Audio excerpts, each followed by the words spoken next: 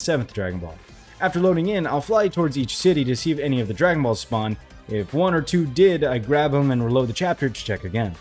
The next stage is 01, which has the number 1 Dragon Ball in the East City. That's about it for that stage, so we only have to look at that location. The next 2 Dragon Balls are in the 03 stage, and checking the center in South City, we can find the 4th and the 2nd Dragon Balls for almost the whole set.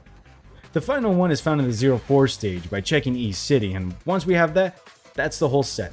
I found this to be the easiest way to get them without having to fight NPCs to get them, so if it helps you, I'm glad. None of the Shenron wishes have any new characters this time around, which is a little disappointing, but we still get a ton from the normal roster. Both Shenron and Porunga have important stuff either way, so I'll grab everything and anything I can get before moving on.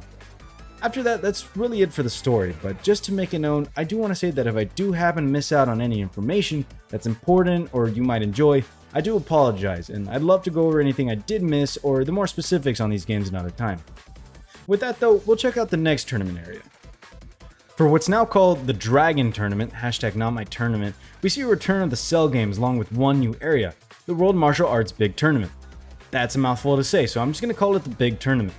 There isn't much to say the least, it's just the World Tournament, but bigger. The cool thing is though, is that they finally changed the earning of the difficulties in some ways. For the first World Tournament, we only have the Novice and Adept difficulties unlocked, and finishing those 2, we unlock the Cell games. Cell games is the same deal, beating those 2 earn us the Big Tournament. Now beating the 2 Big Tournament difficulties, we get an item called the Advanced License. We can now fight in the Advanced difficulty for each tournament, and of course beating each one unlocks the Master License, unlocking its corresponding areas. It's not a crazy change, but for something that we've seen the same for the past 4 games, it's a step up in the tournament department. Of course this goes without saying, but the Big Tournament does get a lot harder and is more difficult than the rest, and with Master difficulty, good lord, you better figure out how they fight or you'll be stuck getting blocked in every combo. The special game mode for this game is called Ultimate Battle and involves a chain of fights using these pillars that each have a theme for the fights you do. These pillars are plentiful, and I mean that since there's tons to do and it took me a good while to even complete all of them.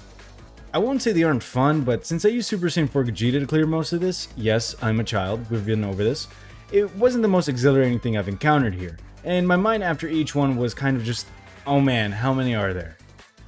Yet again, I do have to say, this isn't a bad thing. I actually think it's awesome this game has so much game time, and that was the big thing during this time, so I respect a lot of this taking a lot of time to even get and even finish. Luckily, we do get some serious items from completing all this, so it wasn't for naught. But with that, we can take a look at the final thing we have for this game. Unfortunately, there isn't much to look at since we kind of went over everything, but I'll include some of the fusions I did just for the fun of it. One thing I completely forgot to mention as well is the money